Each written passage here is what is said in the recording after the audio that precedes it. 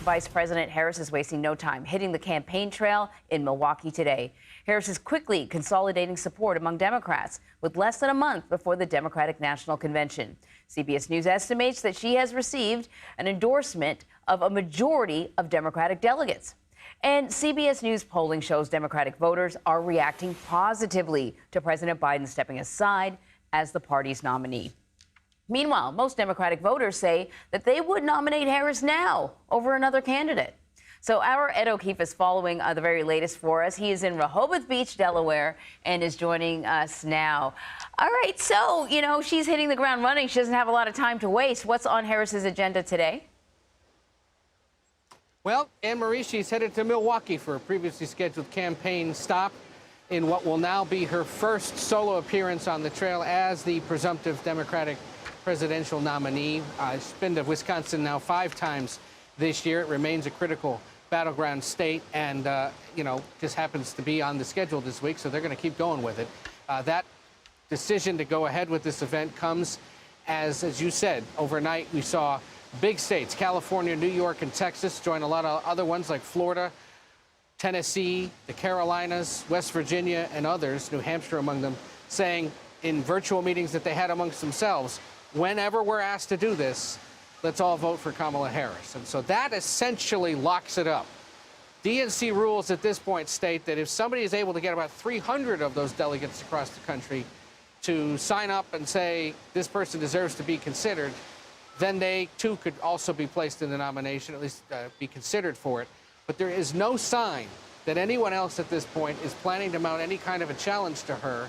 And with the endorsements of so many of the top party leaders, with donors opening their wallets in big and small ways, and with these delegates now saying they're with her, it should be hard to beat. Hey, let's talk a little bit about those donations over the last 24 hours or so. I mean, it's been a really good 24 hours for her. But, it's not, I thought to myself, getting the delegates is really important, but proving that you have the support of the voters within the party, this is how they prove it, by putting their money where their mouth is.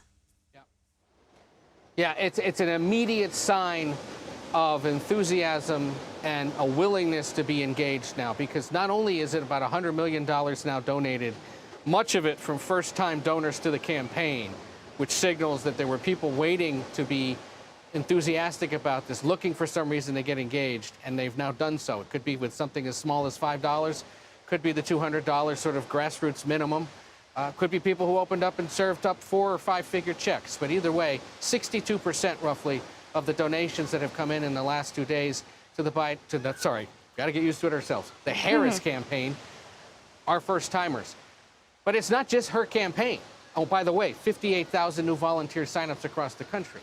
It's all these other left-leaning or liberal Democratic-aligned organizations, super PACs, other organizations that are working in battleground states to either focus on a specific issue or on re-electing Democrats more broadly. Future Forward is the name of this big super PAC that's going to spend tens of millions, if not hundreds of millions of dollars on advertising in English and Spanish in the 7 or so battleground states. Even groups like Indivisible, which was founded after the Trump presidency began by progressives concerned about what he was doing. It's morphed into this organization that's now focused on things like the Arizona abortion ballot measure.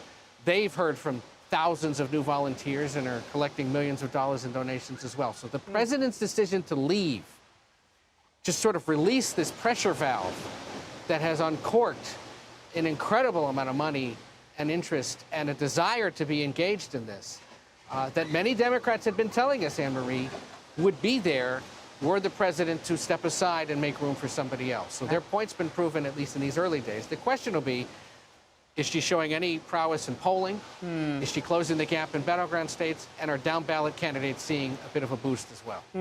Well, with such little time between now and the actual election, keeping that momentum going, one would think is a lot easier than it would be with what we've seen is now, like, a year and a half of campaigning, maybe more. Ed O'Keefe, thank you so much.